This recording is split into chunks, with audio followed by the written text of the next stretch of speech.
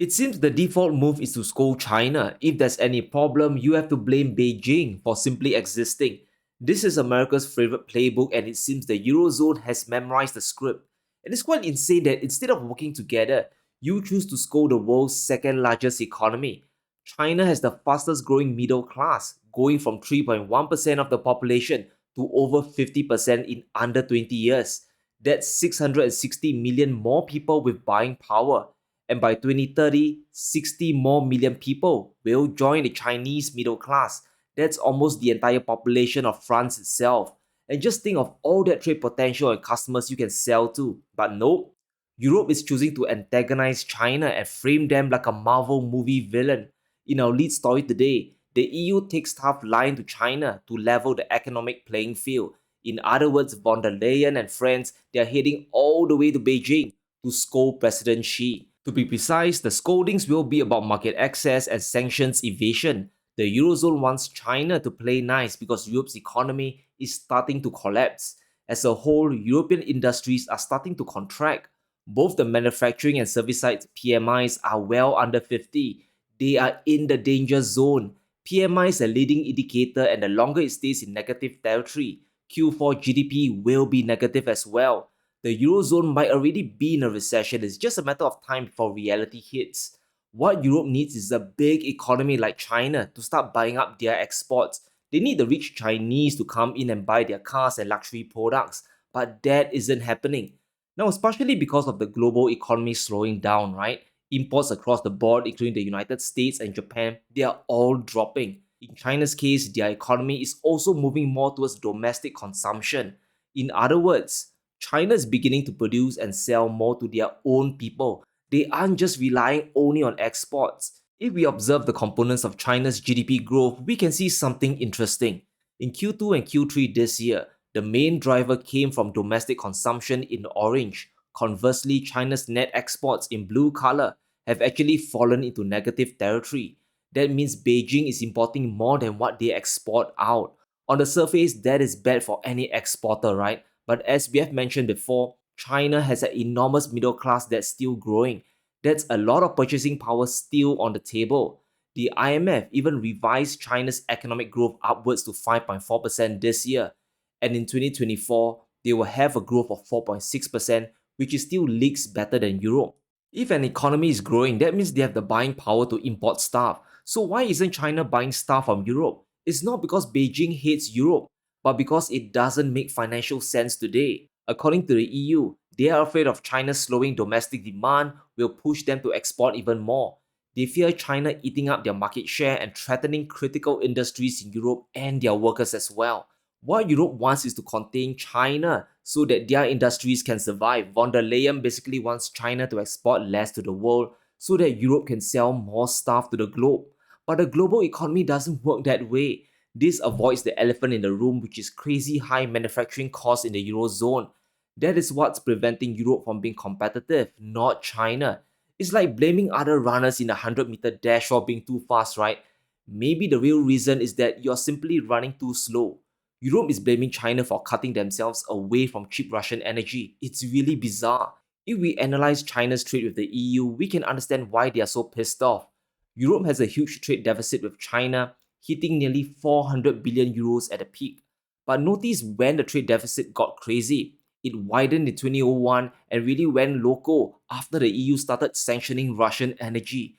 China's imports from the EU started to drop in 2022. Their prices just aren't competitive anymore because of higher manufacturing costs. However, the EU is importing more from China because they simply have to. A lot of their raw materials come from China, and if they cut that away, their production costs will go through the roof. It will make them even less competitive against other products from the United States and even Japan. If we zoom into the specific industries that the EU depends on China, it's very apparent that many key sectors depend on Chinese raw materials.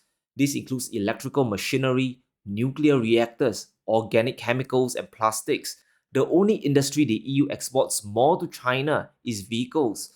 So if Europe keeps pursuing an agenda of de-risking or decoupling, right, it's going to end badly for them as well if China restricts exports.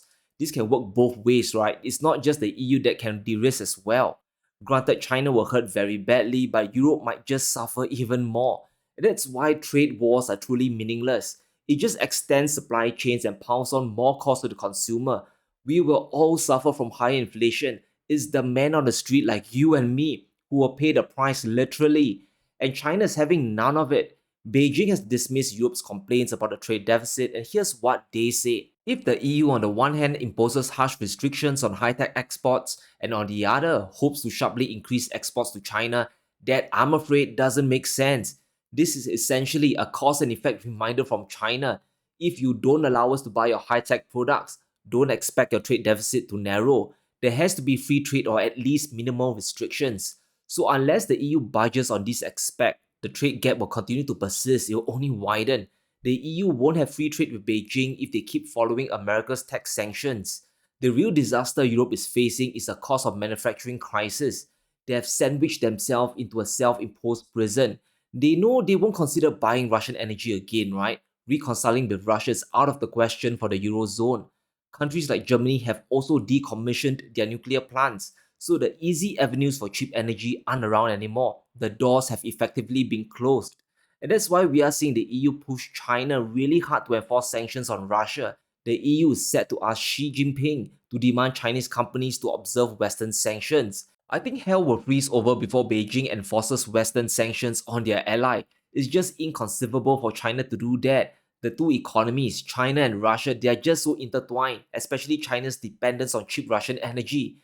It's not just China that won't listen. Certain European countries are starting to push back on the Commission's latest sanctions. They know that it's becoming a bridge too far. The EU is starting to overreach. In a report by Reuters, EU states are pushing back on financial limits, sanctions on personal goods, and the No Russia clause. Now, this clause is interesting because it's something that spooked out quite a few member states. And under this new clause, EU exports have to insert a re-export prohibition to Russia across all goods in a restricted list. This includes items for everyday use. That means buyers of EU products can't buy stuff from the Eurozone and then export them to Russia for profit. If this happens, then sales will crater, and guess where the market share will go to? It will go to China. You can see how the EU sanctions have a tendency to backfire, and this time you hurt European trade badly. You make trading with the EU just so complicated that many businesses around the world just won't bother with the hassle. If you throw a ton of paperwork in addition to higher prices, no one's going to buy stuff made in Europe. And unfortunately, the decoupling from China is not going to stop as well. It's going beyond trade. Italy has reaffirmed their plan to leave China's BRI project. Italy tells China it will exit the Belt and Road Investment Pact, and come this March, we could see the only G7 country that joined the project leave the project. Like the rest of the Eurozone, Italy is concerned about de-risking from China. They want to trade with Beijing, but at the same time, they want to limit their influence in Europe. A big argument point also lies with Italy's trade deficit with China. Since China joined the World Trade Organization, Italy's trade deficit has exploded up. It went from under $5 billion to well over $20 billion in under a matter of years. But just look at this big explosion in 2022. The trade deficit went to the moon, smashing past $30 billion. It's the same situation as the rest of the Eurozone. When you cut yourself away from your source of cheap energy, you are forced to import from countries that can access it. We are seeing the implications of Europe decoupling from Russia in real time. It took just a year to plunge their economy into chaos. And if they keep de-risking from China, they might reduce the deficits, but they will also suffer from higher inflation. Unless the plan has always been to shift manufacturing to the United States and then for Europe to buy only from them. However, even then, you're just shifting the beneficiary from Beijing to Washington. Europe still has to pay. But let's shift focus to Latin America now because something big, something extreme is brewing over there. There's already a war in Ukraine and the Middle East, and the unthinkable could be coming soon. There could be a third conflict, and it's all about oil this time. And yes, even the United States might be getting involved in this mess. From Bloomberg, Guyana boosts security, engages US to defend land from Venezuela. They are mobilizing their defense force because there's a real threat Maduro might make a move on the country. Most conflicts around the world are all about energy. It's always been about oil. But this one is just much more obvious and undeniable. It's clear the point of contention is the oil-rich region of Essequibo that extends all the way to the ocean, which includes the Liza oil field off the coast of Guyana or Venezuela depending on your point of view. And get this fact, The Liza field contains more than 1 billion barrels of recoverable oil. That's a lot of wealth sitting under the ocean that both countries are laying claim to. According to estimates, Guyana has at least 11 billion barrels of oil reserves under their coastal waters. At today's prices, that's nearly 800 billion US dollars worth of oil, close to a trillion. That might be why Venezuela is interested, right? Maduro, he's trying to legitimize a move to claim the Essequibo region. He called for a national referendum for voters on whether they support establishing a state in the region. Basically, he's asking for permission for the local people to claim the region as a province of the country. About half of the eligible 20 million voters turned up, and the vote was 95% yes. So this is very alarming. We might be seeing South America erupt in conflict. Don't forget there are already two wars going on, guys. Ukraine is going to drag well into 2024 and maybe even 2025, and the Middle East is still on a powder keg. If you throw Latin America into the mix, the global economy could implode, especially if it escalates into a big oil crisis. Guyana has vowed to defend their land if Venezuela makes a move.